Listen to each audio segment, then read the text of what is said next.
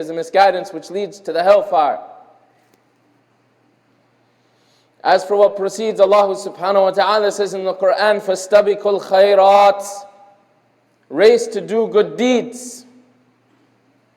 This life is nothing more than a test, and you're going to be tested, and Allah is testing you for the purpose of seeing which of you is best in deeds.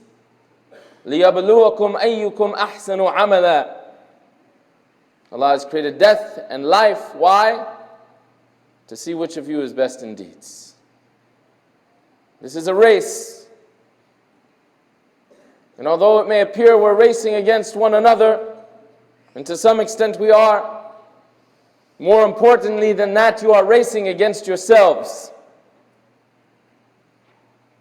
And like an athlete who prepares for a race, we should prepare for ours. There was a famous athlete, he was asked about how he won all of his gold medals. He laughed, he said, "Oh, that's easy." Imagine an Olympic runner, he thinks it's easy to win the gold medals. Yes, it's easy. The difficult part was the preparation. Are you preparing for your race? قال الله تعالى يا أيها الذين آمنوا كتب عليكم الصيام. Oh, you who believe, fasting has been prescribed upon you. It's mandatory. You got to do it. شهر رمضان الذي أنزل فيه القرآن بينات من الهدى والفرقان. The month of Ramadan, which has been sent down. فَمَنْ شَهِدَ مِنْكُمُ الشَّهْرَ فَلْيَصُمْ. And whoever from amongst you has seen that month, then you should fast. We're about 38 days, and Ramadan is at your doorstep. Most of us, we don't know.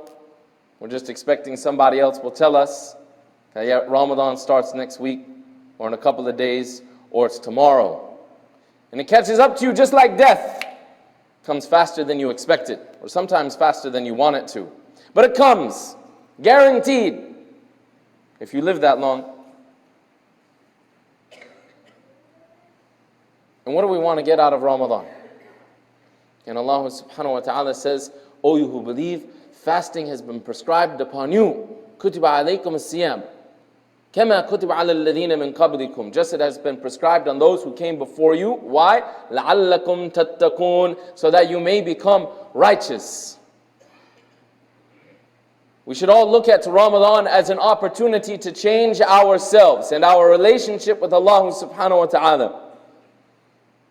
Most people, we enter Ramadan and we have different perspectives. Some of us, we're looking to spring forward. We want to improve on what we're already doing from the good that we do.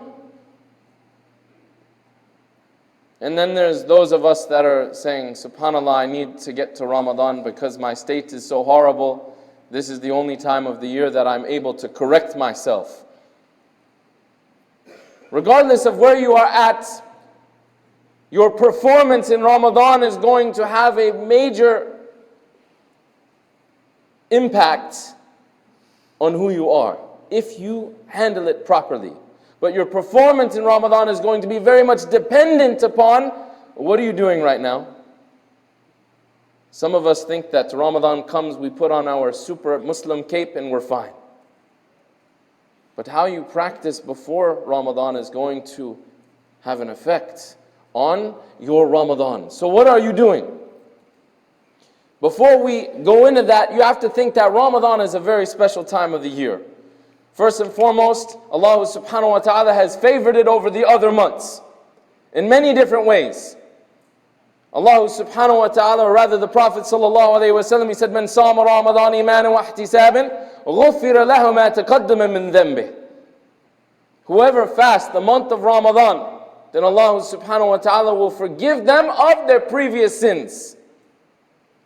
And if you're like me, you probably have a lot of sins that you would like Allah subhanahu wa ta'ala to forgive you for.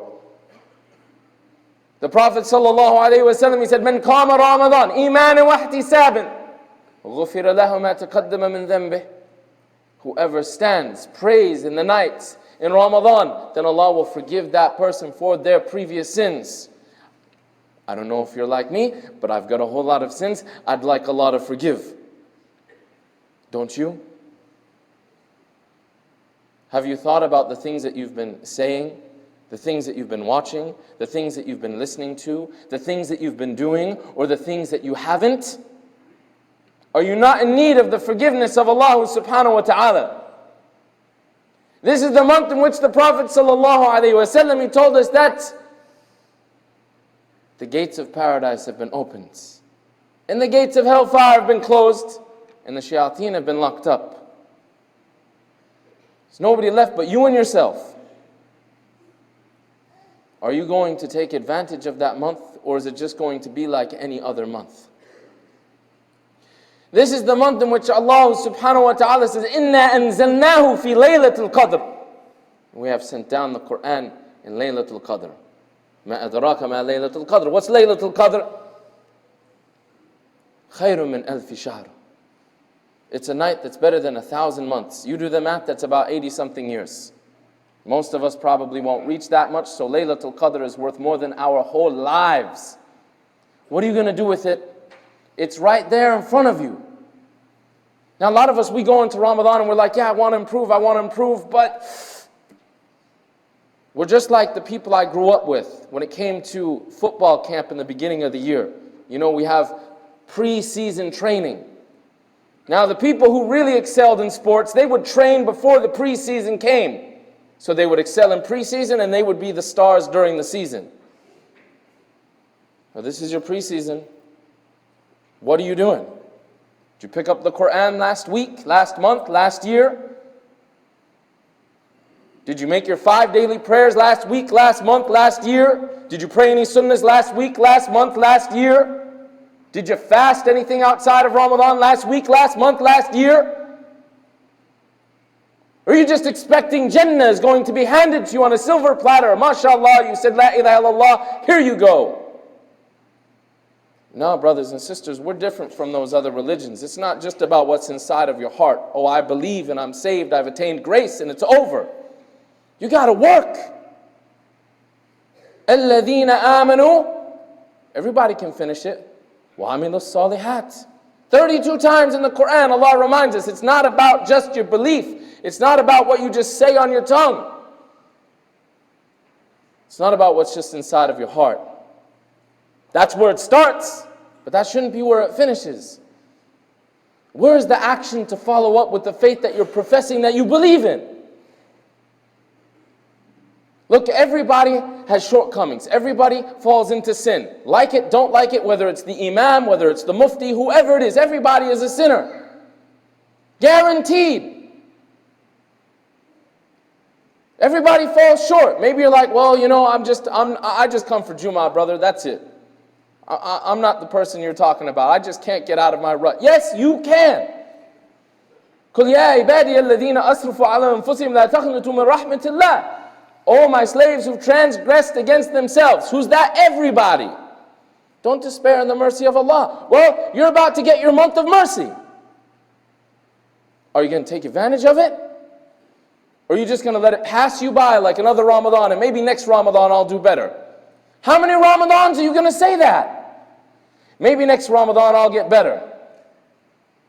Brothers and sisters, we have to start preparing for that month now. Because you play how you practice. And first and foremost, we need to fast. Whether it's Mondays and Thursdays, whether it's the 3 nights where you have a full moon, or whether it's any other day that you feel like you have the opportunity to do so, fast. Get your family to fast with you. Get your kids to fast with you. Start fasting. The whole purpose of fasting is an opportunity for us to train ourselves in restraint. Maybe you've heard the Prophet ﷺ, he suggested to the young brothers in the community that if you're not able to get married, then fast. I don't know about anybody else, but when I'm fasting, I'm still attracted to women. It's not that it kills your attraction to the opposite gender, it's training you to refrain. Because we all know when we're fasting, instead of taking a second look, we astaghfirullah, I'm fasting. You remember. You remember you're supposed to be in a spiritual training ground of restraint. And so Ramadan's a period where we train ourselves to restrain from all of those different things. And we need to practice that. Because many of us, we might think that Ramadan and fasting is all about staying away from food and drink. That's the basic bare minimum. That's like getting a D in class. Yeah, you passed, but you ain't going to college. Is that what you want? You just want to pass? It's not about just starving yourself from food and drink. It's about the way that you carry yourself in every other aspect. But for the most of us, we can't focus on being a better person. I'm hungry. I'm thirsty. I've got dehydration headaches in the middle of Ramadan because I haven't fasted for 11 months. Practice. Not only that, but we got to pray at night. Everything that we could do to train for Ramadan is going to get us reward and put us in a good position with Allah. Pray at night. So that when you come to stand behind the Imam, if you can make it for Tarawih, you're not complaining about my legs hurt. When is he going to say Allahu Akbar? Because you've become accustomed to it. And then instead of complaining about your back and your legs feeling sore, your feet feeling sore, you can start to maybe think about what is he reciting. Read the Quran. خَيْرُكُمْ مَنْ تَعَلَّمَ الْقُرْآنَ وَعَلَّمَ. The best of you are the ones that learn the Quran and teach it.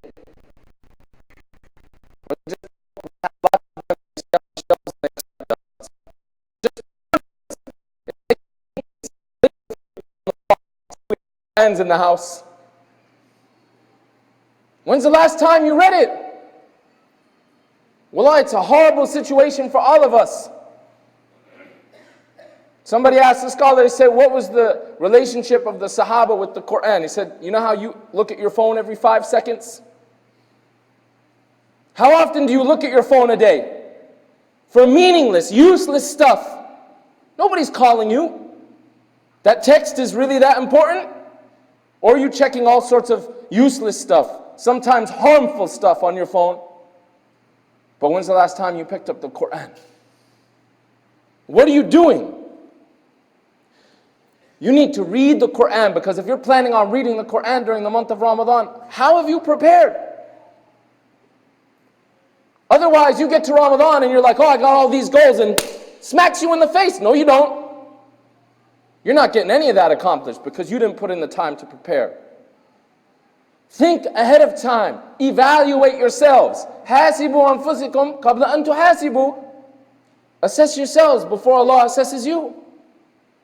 What are the things that you need to improve on? What are the things that you're doing that you shouldn't? And what are the things that you're not doing that you should? And don't just think about the physical aspects of Islam. A lot of times, some of us, we compartmentalize Islam and we just think that, well, it's prayer, reading the Quran, fasting, we got our 5 pillars and that's it. It's how you carry yourself in life, how you conduct yourself, how you interact with your wife, how you interact with your husband, how you interact with your children, how you treat your co-workers, how you treat your employees, how you treat everything. Have you looked at the way you interact with people? Those whom you profess to love, those whom are under your care. You need to assess yourself so that you can say, you know what, in Ramadan, I'm going to correct my relationship with my wife. You say, but brother, I'm supposed to be reading Quran. Really? You're supposed to be reading Quran. Because that's more important than your relationship with your wife. What exactly do you read in that Quran? What does that Quran tell you to do? Nothing? It's not just about having knowledge of the Quran. If you're not going to act on it, implement those things. Maybe you yell too much at home. You preventing yourself from any evil, is that not an act of worship if you do so for the sake of Allah subhanahu wa ta'ala?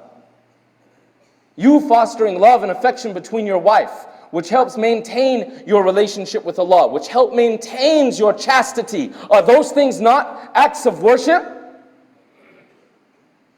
Don't make Ramadan about just starving yourself. Use it as a means of correcting yourself. أقول قولي هذا استغفر الله لي ولكم.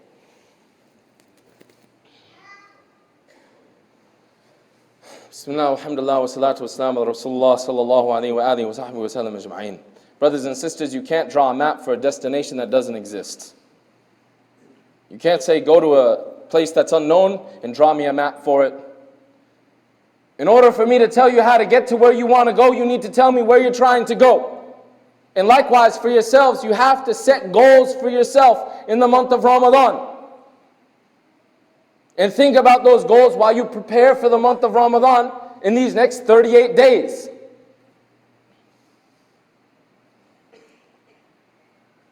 And make sure we don't turn the month into just a festival.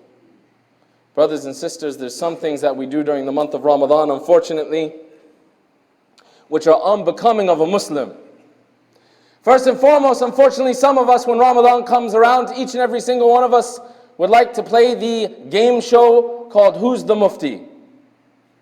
Don't worry, I read all the articles on the internet and I have completely come to the 100% assertion that in 2018, the only authentic way for determining when Ramadan is going to be 40 years from now is calculations. I'm sorry, what was your profession again? Oh, you're a doctor? You're an engineer? You're a project manager? Keep your day job. I've listened to 16 different YouTube lectures and I've determined that we should be praying 20 rakahs. And that is the only correct opinion. Keep your day job. Don't step out of your lane. There's scholars, they'll do that for you. Some of us, when we gather amongst the Muslim brothers and sisters, we turn our gatherings into a debate in which we fall into a very big sin when we say about Allah that which what we do not know.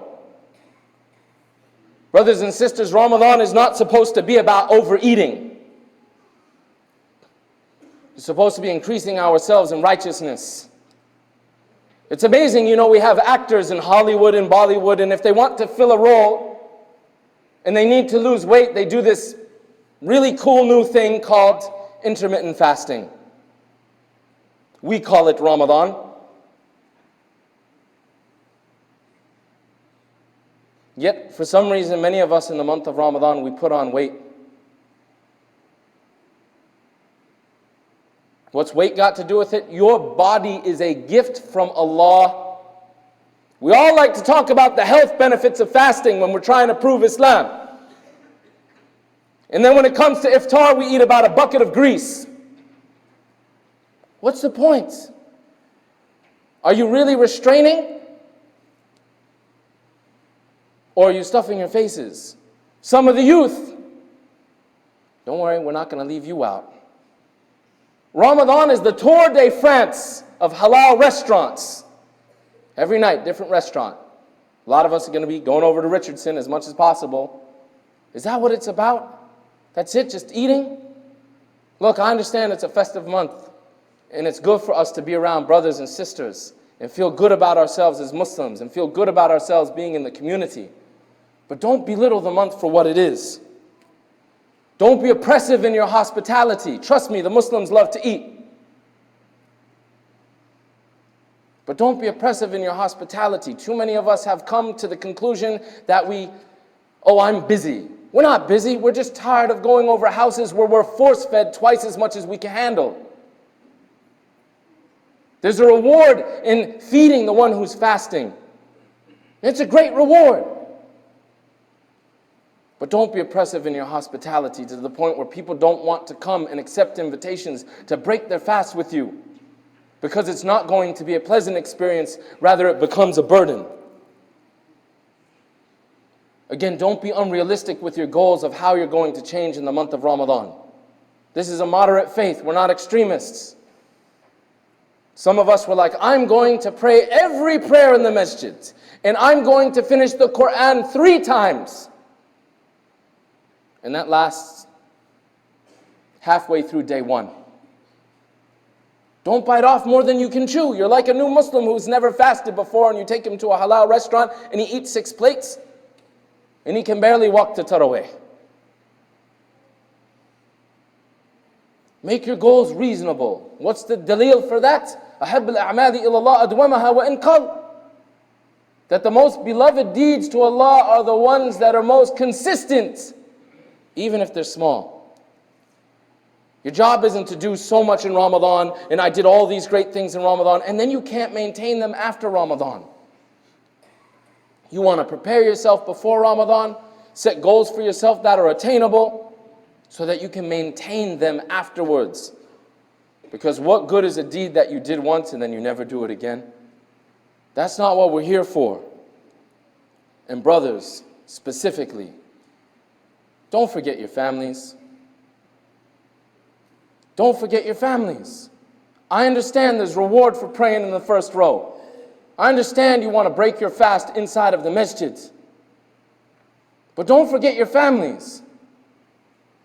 Give them time.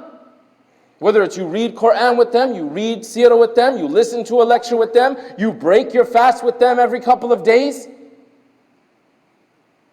You're responsible for your family.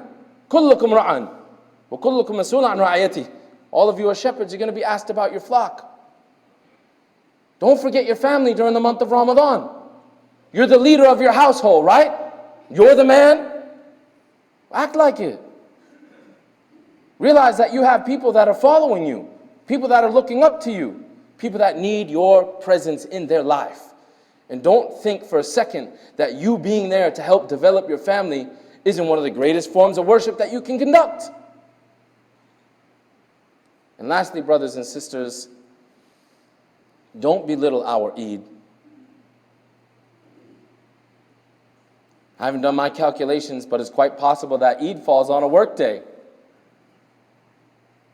Many of you already have the intention, if it does, that you're not taking the day off from work.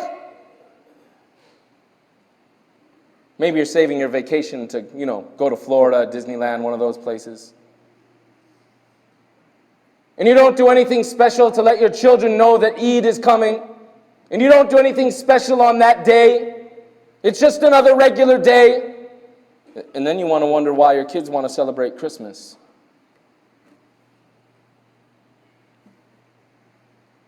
Don't take your own holidays and your own faith and belittle it in front of the eyes of your family. Because it's a special day, is it not? It should be a celebratory day. If we treated Ramadan properly, if we buckled down and we did all the things that we were supposed to be doing, Eid al-Fitr should be a time for us to celebrate as individuals, as family, and as a community. But too oftentimes the Muslims, we just go back to work. That's not real special. And while it might not mean a whole lot to you, those little kids, it means a whole lot to them, whether you realize it or not. So we ask that Allah subhanahu wa ta'ala bless us by meeting the month of Ramadan. We ask that Allah subhanahu wa ta'ala makes us amongst those who stand in the nights and pray, seeking His forgiveness. We ask that Allah subhanahu wa ta'ala accepts all of our fasts. We ask that Allah subhanahu wa ta'ala forgives us for our sins. We ask that Allah subhanahu wa ta'ala continues to increase us in good deeds. We ask that Allah subhanahu wa ta'ala increases us in patience. And brothers and sisters, during the month of Ramadan, many people come to the masjid that don't typically come to the masjid. Many people who don't typically come to the masjid in Ramadan. Remember one thing, this is not your house. This is Allah's house. And as much as the Prophet ﷺ said, "Man kana yu'minu billahi wal yawm al-akhir falyukrim dayfu," whoever believes in Allah on the last day, be generous and noble to your guest. You better do so for the guest to the house of Allah subhanahu wa ta'ala. And be understanding and patient with those people who come. اللهم اغفر لنا واعف عنا وارحمنا انت مولانا فانصرنا على القوم الكافرين ربنا آتنا في الدنيا حسنة وفي الآخرة حسنة وقنا عذاب النار يا أيها الذين آمنوا إن الله وملائكته يصلون على النبي يا أيها الذين آمنوا صلوا عليه وسلموا تسليما اللهم صل على محمد وعلى آل محمد كما صليت على إبراهيم وعلى آل إبراهيم إنك حميد مجيد اللهم بارك على محمد وعلى آل محمد كما باركت على إبراهيم وعلى آل إبراهيم إنك حميد مجيد وآخر دعوانا أن الحمد لله رب العالمين وأقيم الصلاة.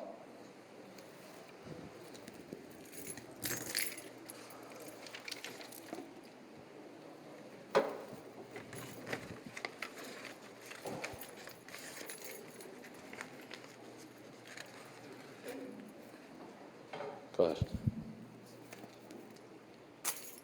الله أكبر الله أكبر أشهد أن لا إله إلا الله أشهد أن محمدا رسول الله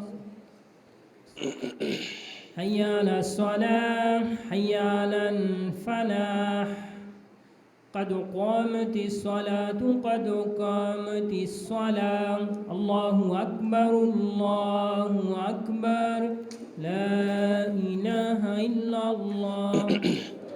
استووا اعتدلوا وتراصوا واستقيموا يرحمكم Allah. Straighten your lines, fill in the gaps, shoulder to shoulder, heel to heel.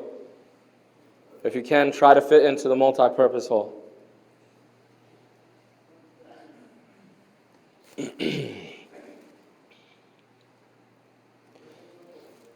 Allahu Akbar.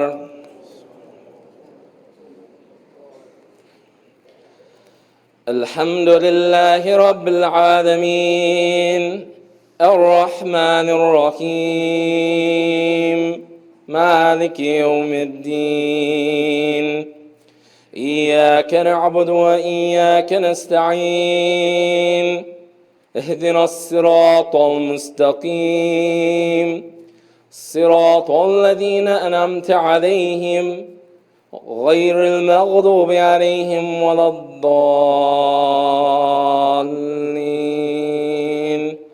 آمين.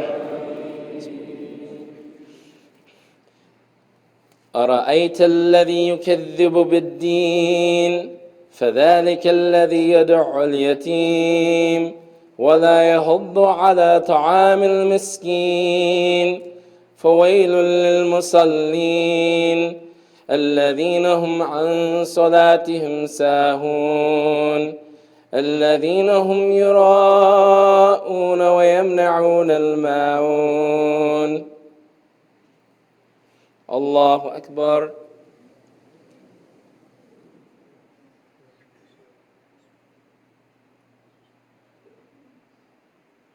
سمع الله لمن حمده. الله أكبر.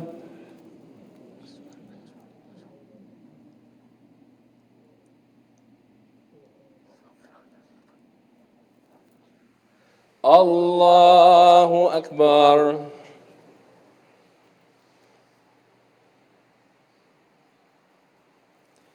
الله أكبر.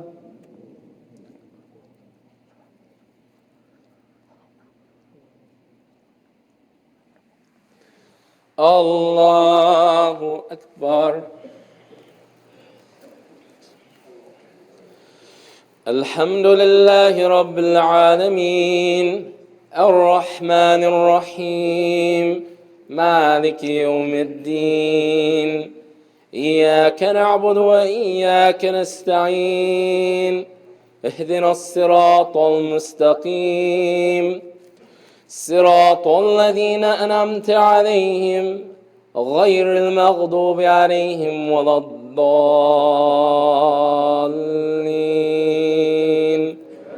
آمين.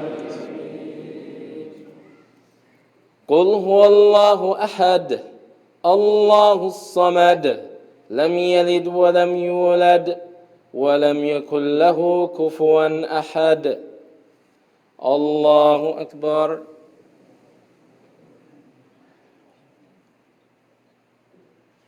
سمع الله لمن حمده. الله أكبر.